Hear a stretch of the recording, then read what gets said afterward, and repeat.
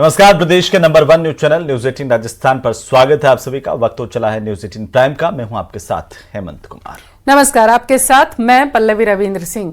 हरियाणा में पीएम मोदी ने भ्रष्टाचार को लेकर कांग्रेस पर निशाना साधा। पीएम के दामादों और दलालों वाले बयान पर अब सियासी दंगल शुरू हो चुका है। और इसी बीच कर्नाटक में सीएम सिद्धारमैया के खिलाफ एफआईआर दर्ज हो गई है। वहीं लैंड फॉर जॉब स्कैम में आरजेडी के अध्यक्ष लालू प्रसाद यादव के खिलाफ ईडी की चार्जशीट में कई बड़े खुलासे हुए हैं। ये रिपोर्ट देखिए।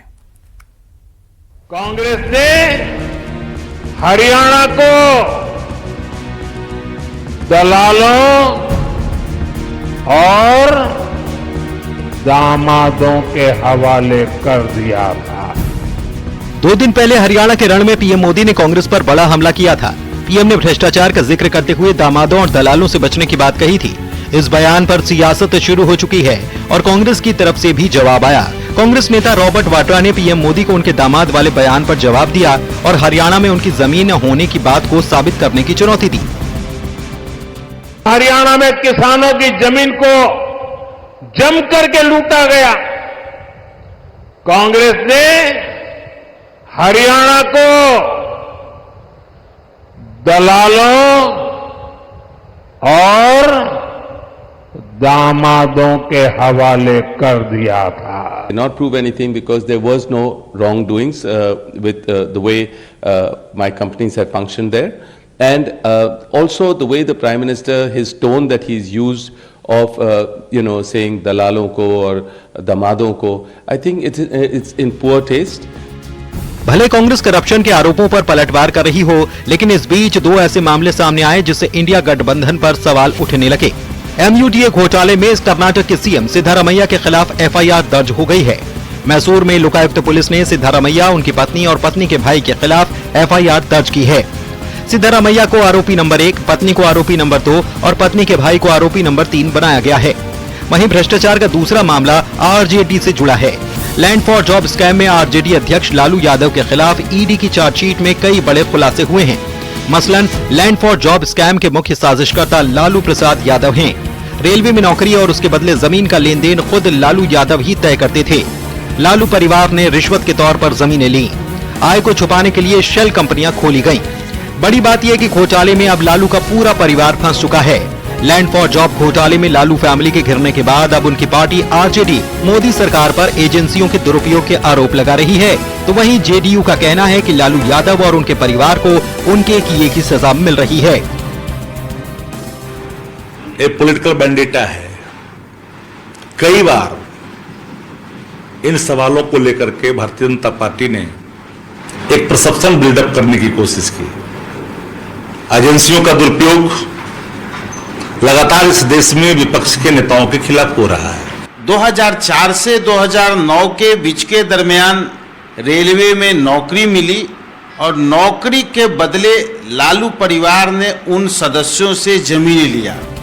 हरियाणा से पीएम ने भ्रष्टाचार पर प्रहार तो किया ही, साथ ही संदेश भी दिया। पीएम मोदी का संदेश भले इंडिया गठबंधन को रास नहीं आ रहा, लेकिन भ्रष्टाचार के आरोपों से घिरे कर्नाटक के सीएम और इंडिया गठबंधन के सहयोगी आरजेडी को लेकर पार्टी का रुख सवालों की घेरे में है। Bureau report, news 18। तो वहीं सनातन और हिंदू विरोधी आरोपों से घिरी समाजवादी पार्टी के सांसद अफजल अंसारी के बयान से फिर से घमासान मचा हुआ है, जिसमें उन्होंने महाकुंभ और संत महात्माओं का जिक्र किया। अफजाल के इस बयान के बाद साधु संतों ने उनका विरोध किया। वहीं बीजेपी ने समाजवादी पार्टी को एक बार फिर से सनातन के अपमान को लेकर कटघरे में खड़ा किया। कुंभ लगने जा रहा है ना, एक आध मालगाड़ी भी अगर चली जाएगी गांजा की तो खत्म हो जाएगी। यह समाजवादी पार्टी के लिए समाप्तवादी पार्टी होने का कारण बनेगा। सनातनी कोई हाथ में चूड़ी नहीं पहन रखा है। गलतफहमी में न रहे कि हम जातियों में बटे हुए हैं। कई मंदिर मठों में वो लोग भी परंपरागत गांजा पीते हैं। पद पर रहते हुए मर्यादित भाषा और बयानों को देना चाहिए। संत और सनातन पर समाजवादी पार्टी का स्टैंड जगजाहिर है। कई ऐसे मामलों में समाजवादी पार्टी के नेता सनातन के खिलाफ जहर उगलते दिखे हैं। एक बार फिर समाजवादी पार्टी के सांसद अफजाल अंसारी ने साधु संतों के खिलाफ विवादित बयान दिया है। पूरी महफिल लगा के गांजा पीते हैं, जिसमें उन्होंने गांजा को लेकर साधु संतों और महात्माओं पर सवाल उठाए। उनका कहना है कि कुंभ में एक मालगाड़ी गांजा चला जाए तो खप जाएगा, क्योंकि साधु संत और महात्मा बड़े शौक से भगवान का प्रसाद कहकर गांजा पीते हैं। गांजा को हम कहते हैं कि आप कानून का दर्जा देके इसे वैध कर दो, लेकिन कानून का इतना बड़ा माखौल क्यों लाते हो? लाखों करोड़ों की संख्या में गांजा पीने वाले लोग खुलेआम गांजा पीते हैं, पूरी महफिल लगा के गांजा पीते हैं, बड़े बड़े धार्मिक आयोजनों में लोग गांजा पीते हैं, उसे भगवान का प्रसाद और बूटी कह करके पीते हैं। तो भगवान का प्रसाद और बूटी है तो अवैध क्यों है भाई? कुंभ लगने जा रहा ना, एकाध मालगाड़ी भी अगर चली जाएगी गांजा की तो खत्म हो जाएगी, वो भी खत्म हो जाएगी। कानून बनाइए तो उसका सम्मान कीजिए उस रास्ते से, और या तो उसको छूट प्रदान करिए। हमारी मांग है कि बहुत सारे साधु संत महात्मा और बहुत सारे समाज के लोग गांजा बड़ा शौक से पीते हैं। सपा सांसद अफजाल अंसारी के इस गंजेड़ी ज्ञान पर विवाद छिड़ गया है। साधु संतों ने सख्त नाराजगी जताते हुए कहा कि यह अखिलेश यादव की चाल है। यह कूटनीति के चलते सपा के मुखिया अखिलेश यादव की चाल है। पहले स्वामी प्रसाद मौर्य, फिर खुद और अब अफजाल अंसारी के द्वारा साधु संतों के ऊपर टिप्पणी कराई गई। यह समाजवादी पार्टी के लिए समाप्तवादी पार्टी होने का कारण बनेगा। जाकी रही भावना जैसी प्रभु मूर्त देखी तीन तैसी। अफजाल अंसारी शुद्ध रूप से एक आतंकवादी गतिविधि में शामिल रहने वाले लोग हैं, जो लगातार समाज को तोड़ने की बात करते हैं। तो उनसे क्या अपेक्षा कर सकते हो? साधु संतों का अपमान ही कर सकते हैं, क्योंकि उस पार्टी के नेता हैं जिस पार्टी का मुखिया ही कहता हो मठाधीश और माफिया में कोई अंतर नहीं है, तो उस पार्टी का सांसद है तो स्वाभाविक है उसके मन में सनातन के प्रति द्वेष रहेगा ही रहेगा। अफजाल अंसारी के गांजा पर दिए बयान पर सियासत भी तेज हो गई है। बीजेपी ने कहा कि समाजवादी पार्टी के नेता हमेशा से ही सनातन का अपमान करते रहे हैं। सांसद रहते ऐसा बयान देना बेहद गंभीर है।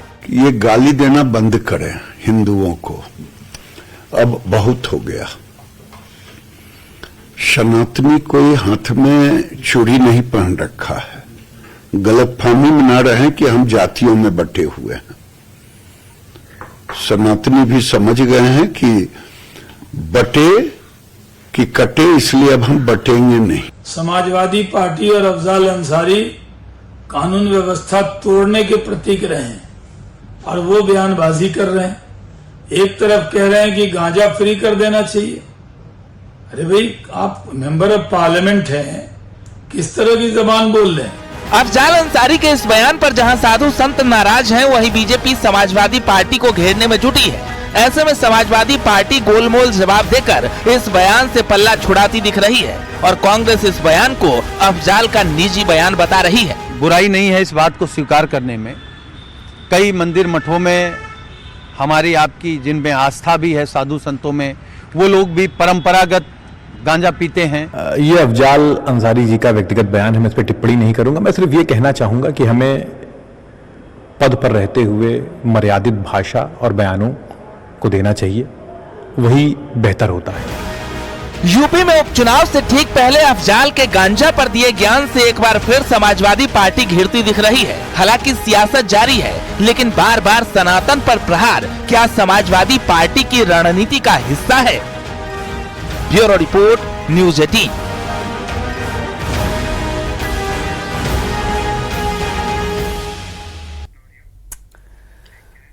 जम्मू कश्मीर के चुनाव में पीओके के मुद्दे पर सियासत हाई है। गृह मंत्री अमित शाह ने पीओके बनने के लिए जवाहरलाल नेहरू को जिम्मेदार ठहराया है और उन्होंने कठुआ की रैली में राहुल गांधी और उमर अब्दुल्ला पर जोरदार निशाना साधा। कहा कि जो भी आतंक फैलाने की कोशिश करेगा उसका हाल अफजल गुरु जैसा होगा।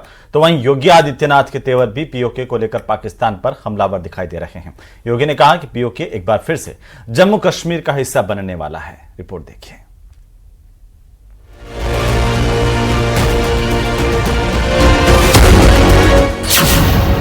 जम्मू कश्मीर चुनाव में पीओके की एंट्री, अमित शाह का कांग्रेस पर बड़ा प्रहार, क्या पीओके के लिए नेहरू थे जिम्मेदार, बीजेपी आएगी, क्या पीओके वापस दिलाएगी।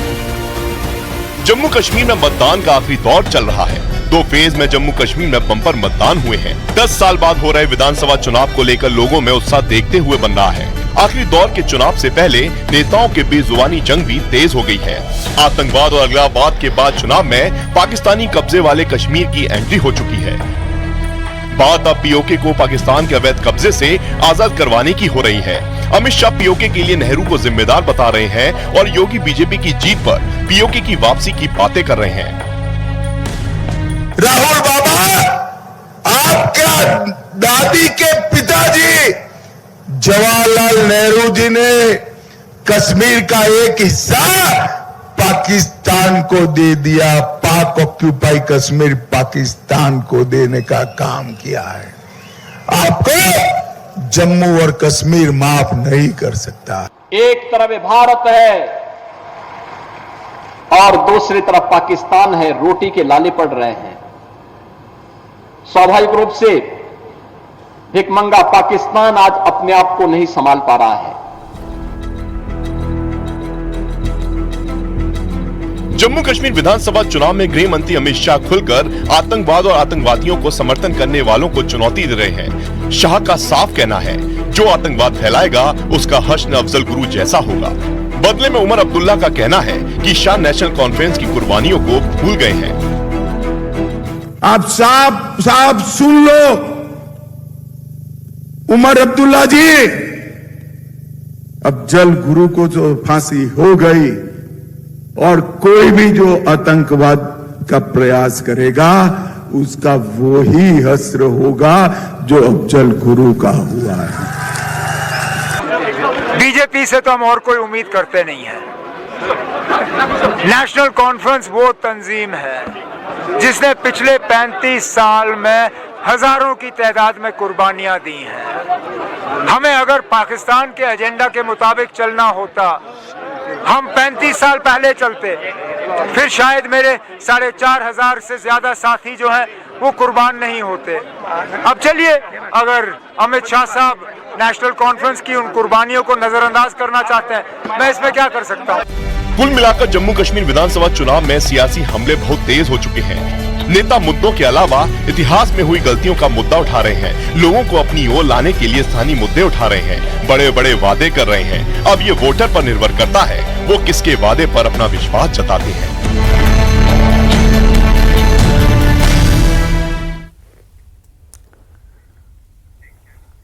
तो चलिए अब बात करेंगे बांग्लादेश की, जहां पर अजान और नमाज के वक्त में पूजा और भजन पर पाबंदी लगने के बाद कट्टरपंथी अब एक नई पाबंदी लगाने की मांग कर रहे हैं। बांग्लादेश में अब दुर्गा पूजा के आयोजन और मूर्ति विसर्जन पर भी रोक लगाने की वहां पर मांग की जा रही है। रिपोर्ट देखिए आप।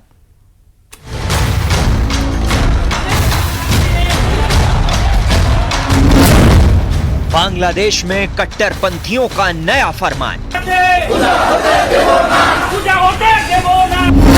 दुर्गा पूजा के विरोध में सड़क पर उतरे कट्टरपंथी।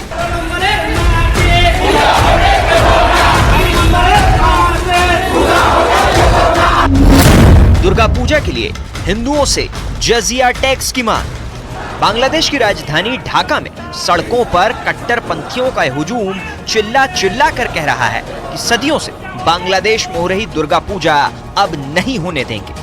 वहीं कट्टरपंथियों का दूसरा धड़ा कह रहा है कि अगर बांग्लादेश में हिंदुओं को दुर्गा पूजा करनी है तो पहले उन्हें जजिया टैक्स जमा करना होगा। जजिया टैक्स की रकम भी कोई मामूली नहीं है, बल्कि 5 लाख बांग्लादेशी टका। यानी कि अगर बांग्लादेश में कोई हिंदू दुर्गा पंडाल लगाना चाहता है तो उसे पहले इन कट्टरपंथियों को जजिया टैक्स देना होगा। उसके बाद ही कोई हिंदू दुर्गा पूजा पंडाल लगा सकता है। अगर बिना जजिया टैक्स जमा किए कोई हिंदू दुर्गा पूजा करना चाहता है तो शायद उसे उसी हालात का सामना करना पड़ सकता है जो बांग्लादेश में तख्ता पलट के वक्त हुआ।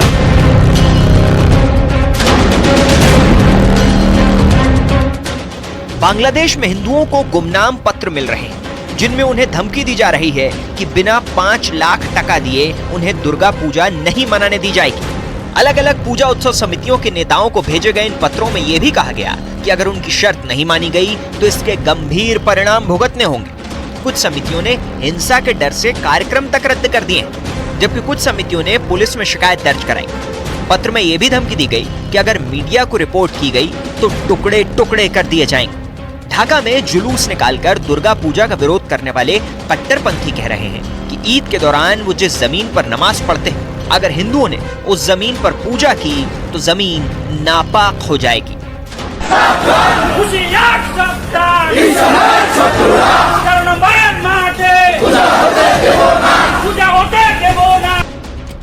बांग्लादेश में कई जगहों पर तैयार की जा रही दुर्गा प्रतिमाओं को तोड़ने की भी खबर है।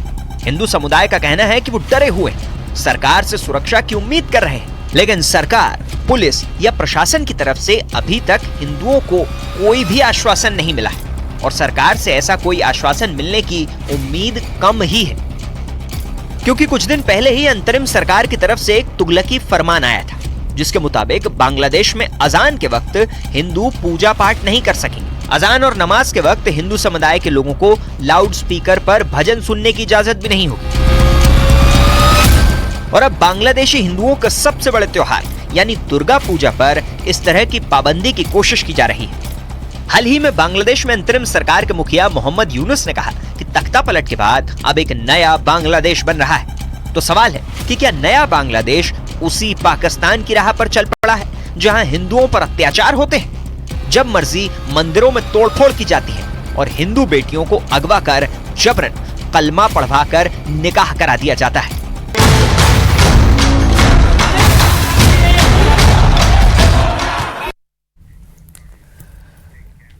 अगर आपने दृश्यम फिल्म देखी है तो आपको उस कहानी की एक तस्वीर जरूर याद होगी। लेकिन अब हम आपको हाथरस की एक वैसी ही खबर दिखाने जा रहे हैं जहां पर 30 साल पहले हुई एक हत्या के मामले को लेकर घर के भीतर ही नरकंकाल तलाशने के लिए खुदाई की गई। इसके बाद आखिर क्या हुआ, इस रिपोर्ट में देखिए।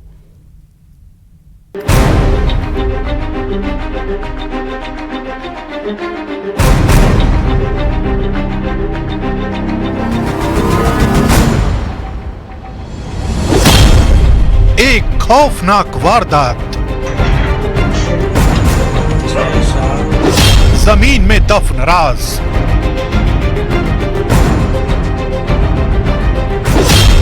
साल बाद पर्दाफाश। नरकंकाल ने दिए सबूत।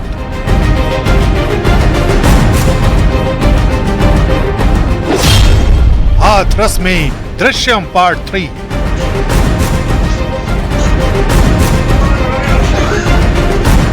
हाथरस के मुरसान थाना क्षेत्र से आई ये खबर किसी रहस्यमय कहानी से कम नहीं,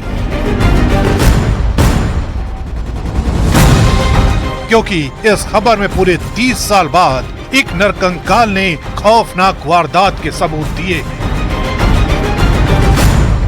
20 वर्ष पूर्व एक मां और उनके 2 बेटों ने मिलकर अपने पिता की गला दबाकर हत्या कर दी थी। वहीं उस समय 7 वर्ष के तीसरे बेटे ने इस पूरी घटना को देखा था और अब 30 वर्ष बाद इस पूरे मामले में जिलाधिकारी से शिकायत की गई। वहीं जिलाधिकारी के आदेश से हाथरस मुरसान पुलिस ने घर में पहुंचकर इस पूरे घटनाक्रम को लेकर गड्ढा करवाया है और वहीं देर रात्रि हाथरस इस गड्ढे में से वो नरकंकाल बरामद हुआ है। इस खबर का पता नहीं चलता अगर घर के सबसे छोटे बेटे को सब कुछ याद न होता, लेकिन अब से 30 साल पहले जिन लोगों ने वारदात को अंजाम दिया था, उन्होंने चश्मदीद बेटे को जान से मारने की धमकी देकर चुप करा दिया था।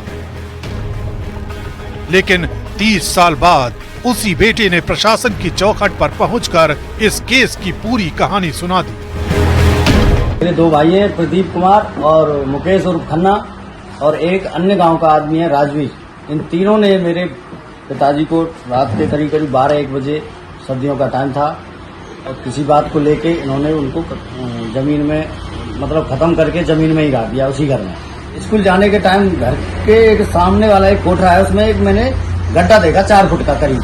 आज के हिसाब से मैं बोल रहा हूँ 4 फुट का होगा। तो उस गड्ढे का मुझे याद है मैं 4 बजे 3 बजे स्कूल से वापस आता हूँ तो वो गड्ढा मुझे बंद मिला, तो मैं समझ गया हूँगा शायद कि पिताजी को कुछ इन्होंने किया है। इस घटना के चश्मदीद पंजाबी सिंह के मुताबिक उसकी मां और भाइयों ने मिलकर पिता को मार डाला और अब पंजाबी सिंह की निशानदेही पर वो कंकाल बरामद हो चुका है, जिसका जिक्र उन्होंने किया था। बीच में 8-10 साल पहले मैंने एक बार थाने में कंप्लेंट की थी, लेकिन मेरी कंप्लेंट को इंस्पेक्टर कोई त्यागी उन्होंने दाग दिया। मैं उनको सजा चाहता हूँ हर हाल में किसी भी कीमत पर। कौन कौन लोग हैं? इसमें प्रदीप कुमार, मुकेश उर्फ खन्ना और राजवीर सनोप बग्गा। और आपकी माताजी? और माताजी का भी अगर हाथ हुआ तो। अभी तक की कहानी में पंजाबी सिंह ने जो भी कुछ बताया वहाँ सब कुछ वैसा ही हुआ है। पुलिस को नरकंकाल भी बरामद हो चुका है, लेकिन अब इस मामले में डीएनए रिपोर्ट के आने का इंतजार किया जा रहा है।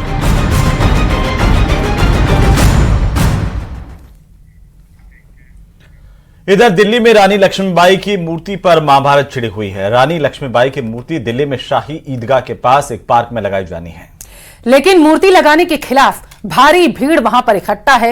इस दौरान जमकर नारेबाजी की गई। पुलिस ने हालात को कंट्रोल किया। रानी लक्ष्मीबाई की मूर्ति पर बीजेपी और आम आदमी पार्टी में अब सियासत खूब हो रही है।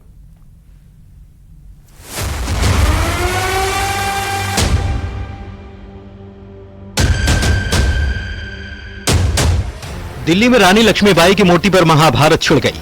कल दिल्ली में शाही ईदगाह के पास पार्क में रानी लक्ष्मीबाई की मूर्ति लगाने के खिलाफ प्रदर्शन हालात बिगाड़ने की स्थिति में आ गया।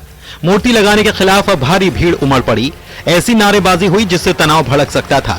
कुछ भड़काऊ मैसेज सोशल मीडिया पर वायरल हुए। स्थिति ऐसी बन गई कि जहां रानी लक्ष्मीबाई की मूर्ति लगाई जानी है वहां भारी संख्या में पुलिस फोर्स तैनात करनी पड़ी। जिस पार्क में मूर्ति लगाई जानी है वो शाही ईदगाह के ठीक सामने है। इस पार्क में लंबे वक्त से रानी लक्ष्मीबाई, उनकी सेना के तोपची गौस मोहम्मद खान और महान स्वतंत्रता सेनानी खुदा बख्श की मूर्ति लगाने का प्रस्ताव था, लेकिन ईदगाह की वक्फ प्रबंधन कमेटी मूर्ति पार्क पर अपना दावा ठोक रही थी। इस केस में दिल्ली हाई कोर्ट ने वक्फ को झटका देते हुए 13,000 वर्ग मीटर के इस पार्क को डीडीए की संपत्ति घोषित कर दिया। हाई कोर्ट ने इस मामले में मस्जिद कमेटी को अपनी याचिका वापस लेने के लिए कहा था, जिसके बाद मस्जिद कमेटी ने याचिका वापस भी ले ली। इसके बाद भी पार्क में रानी लक्ष्मीबाई की मूर्ति लगाने का विरोध किया गया। रानी लक्ष्मीबाई की मूर्ति पर बीजेपी और आम आदमी पार्टी में भी महाभारत छिड़ गई। दरअसल शाही ईदगाह पार्क में रानी लक्ष्मीबाई की जो मूर्ति लगाई जानी है उस मूर्ति को झंडेवालान से शिफ्ट किया जा रहा है। आम आदमी पार्टी कह रही है कि रानी लक्ष्मीबाई की मूर्ति हटाना राष्ट्र भक्तों का अपमान है, जबकि बीजेपी ने कहा कि मूर्ति हटाने का प्रस्ताव दिल्ली नगर निगम और लोक निर्माण विभाग का है।